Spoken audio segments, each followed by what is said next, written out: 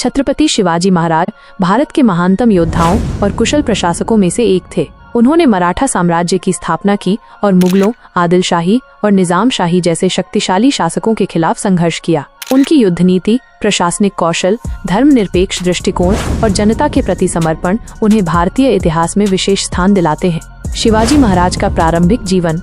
छत्रपति शिवाजी महाराज का जन्म 19 फरवरी 1630 को शिवनेरी दुर्ग, महाराष्ट्र में हुआ था। उनके पिता शाहजी भोसले बीजापुर सल्तनत में एक सेनापति थे और माता जीजाबाई धर्मपरायण व वीर महिला थीं। माता जीजाबाई ने ही बालक शिवाजी को रामायण, महाभारत तथा अन्य हिंदू ग्रंथों की कहानियां सुनाकर उन्हें एक आदर्श राजा बनने की प्रेरणा दी। शिवाजी महाराज ने बचपन से ही युद्ध कला, रणनीति तथा राज्य प्रबंधन की शिक्षा ली। दादाजी कोंडदेव उनके शिक्षक थे, जिन्होंने उन्हें तलवारबाजी, घुड़सवारी और प्रशासनिक ज्ञान सिखाया। छत्रपति शिवाजी महाराज के युद्ध व विजय अभियान भारतीय इतिहास के महानतम योद्धाओं और रणनीतिकारों में से एक थे। उन्होंने अपनी बुद्धिमत्ता, पराक्रम और गुरिल्ला युद्ध नीति के बल पर मुगलों, बीजापुर सल्तनत और अन्य शत्रुओं से संघर्ष कर मराठा साम्राज्य की नींव रखी। उनके युद्ध अभियानों ने न केवल महाराष्ट्र बल्कि पूरे भारत के स्वतंत्रता संग्राम को प्रेरित किया। एक प्रारंभिक विजय अभियान 1645-1655। शिवाजी महाराज ने बहुत कम उम्र में ही स्वतंत्र राज्य की स्थापना के लिए संघर्ष प्रारंभ कर दिया था। उनके शुरुआती अभियान बीजापुर सल्तनत के खिलाफ थे, जो उस समय पश्चिमी भारत की प्रमुख शक्ति थी। तोरणा किले की विजय 1646। शिवाजी महाराज ने 1646 में बीजापुर सल्तनत के अधीन तोरणा किले पर कब्जा कर लिया। ये उनकी पहली महत्वपूर्ण सैन्य विजय थी, जिससे उन्होंने अपना स्वराज स्थापित करने की ओर कदम बढ़ाया। इस जीत के बाद उन्होंने चाकन, कोंडाणा, सिंगड़ और पुरंदर जैसे महत्वपूर्ण किलों पर भी अधिकार कर लिया। बीजापुर के विरुद्ध संघर्ष और अफजल खान का वध 1659। बीजापुर के सुल्तान आदिल शाह ने शिवाजी को रोकने के लिए अपने सेनापति अफजल खान को भेजा। अफजल खान ने छलपूर्वक शिवाजी को मारने की योजना बनाई, लेकिन शिवाजी महाराज ने अपने वाघनख, बाघ के पंजे जैसे हथियार से उसका वध कर दिया।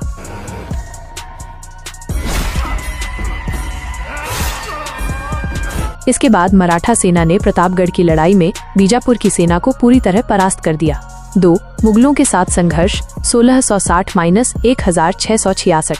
शिवाजी महाराज की बढ़ती शक्ति को देखकर मुगल सम्राट औरंगजेब ने उन्हें रोकने के लिए अपने सेनापति शाइस्ता खान को भेजा।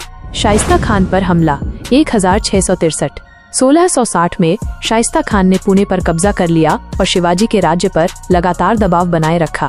1663 में शिवाजी महाराज ने अपने 400 सैनिकों के साथ रात में शाइस्ता खान के महल पर हमला किया। इस हमले में शाइस्ता खान घायल हुआ और उसकी 3 अंगुलियां कट गईं। इस हमले के बाद शाइस्ता खान को मुगलों ने दक्कन से वापस बुला लिया। सूरत की लूट 1664। 1664 में शिवाजी ने मुगलों के व्यापारिक केंद्र सूरत पर आक्रमण किया और वहां से भारी मात्रा में धन एकत्र किया। ये लूट आर्थिक रूप से मुगलों के लिए बड़ा झटका थी और मराठा सेना के विस्तार में सहायक बनी। पुरंदर की संधि 1665। मुगलों ने शिवाजी को हराने के लिए राजपूत सेनापति जयसिंह को भेजा। शिवाजी ने लंबी लड़ाई लड़ी, लेकिन परिस्थितियों के कारण 1665 में उन्हें पुरंदर की संधि करनी पड़ी। इस संधि के तहत उन्होंने 23 किले मुगलों को सौंप दिए और औरंगजेब के दरबार में जाने के लिए सहमत हो गए। औरंगजेब की कैद और शिवाजी की चतुराई 1666। जब शिवाजी महाराज आगरा में औरंगजेब के दरबार में गए तो उन्हें बंदी बना लिया गया। उन्होंने बड़ी चतुराई से एक योजना बनाई और फलों की टोकरी में छिपकर आगरा के किले से भागने में सफल रहे। इसके बाद उन्होंने पुनः अपनी शक्ति संगठित की और मुगलों से अपने कई किले वापस जीत लिए। 3. मराठा साम्राज्य का विस्तार 1667-1680। 1667 से 1680 तक शिवाजी महाराज ने अपने राज्य को और अधिक विस्तार देने पर ध्यान केंद्रित किया। कल्याण भिवंडी की विजय 1670। शिवाजी महाराज ने 1670 में कल्याण भिवंडी क्षेत्र पर हमला कर उसे जीत लिया। इस क्षेत्र पर अधिकार से मराठों की व्यापारिक शक्ति बढ़ी और उनकी आर्थिक स्थिति मजबूत हुई। सूरत पर पुनः आक्रमण 1670। शिवाजी ने 1670 में सूरत पर फिर से आक्रमण किया और मुगलों को भारी क्षति पहुंचाई। इस बार उन्होंने और भी अधिक संपत्ति लूटी और अपनी सेना को और सशक्त किया। सिंहगढ़ की विजय 1670। सिंहगढ़ कोंडाणा किला मुगलों के अधीन था, जिसे शिवाजी के वीर सेनापति तानाजी मालुसरे ने 1670 में वापस जीत लिया। हालांकि इस युद्ध में तानाजी वीर गति को प्राप्त हुए, लेकिन किला मराठों के हाथ में आ गया। शिवाजी महाराज का राज्याभिषेक 1674। 6 जून 1674 को रायगढ़ में शिवाजी महाराज का भव्य राज्याभिषेक हुआ। उन्होंने खुद को छत्रपति घोषित किया और हिंदवी स्वराज की स्थापना की घोषणा की। इस राज्याभिषेक के बाद उन्होंने दक्षिण भारत की ओर भी अपने विजय अभियान बढ़ाए। गोलकुंडा और कर्नाटक विजय अभियान 1675-1680। शिवाजी महाराज ने 1675 में बीजापुर के खिलाफ अभियान चलाया और कर्नाटक तक अपना प्रभाव बढ़ाया। उन्होंने जिंजी, वेल्लोर और थंजावुर जैसे महत्वपूर्ण क्षेत्रों पर अधिकार कर लिया। यह विजय अभियान मराठा साम्राज्य के विस्तार में महत्वपूर्ण साबित हुआ। 4. शिवाजी महाराज की युद्ध नीति और सैन्य संगठन।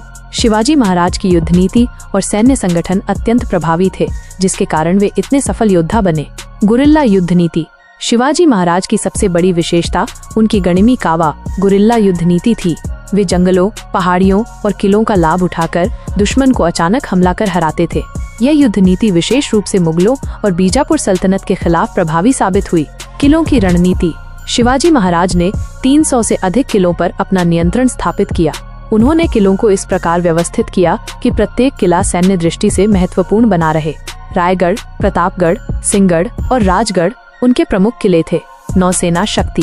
शिवाजी महाराज ने भारतीय इतिहास में पहली बार एक शक्तिशाली नौसेना का निर्माण किया। उन्होंने समुद्री किलों जैसे सिंधुदुर्ग और विजयदुर्ग का निर्माण किया।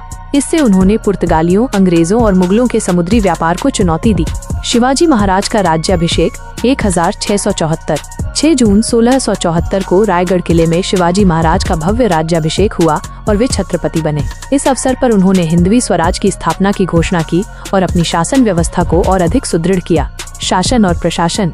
शिवाजी महाराज का प्रशासन अत्यंत प्रभावशाली था। उन्होंने एक मजबूत नौसेना बनाई, कर संग्रह प्रणाली को सुव्यवस्थित किया और जनता के कल्याण के लिए कई नीतियां लागू की। मुख्य प्रशासनिक सुधार। अष्टप्रधान मंडल। यह उनके दरबार के 8 प्रमुख मंत्रियों का समूह था, जिसमें पेशवा, अमात्य, सचिव, मंत्री आदि शामिल थे। न्यायिक प्रणाली।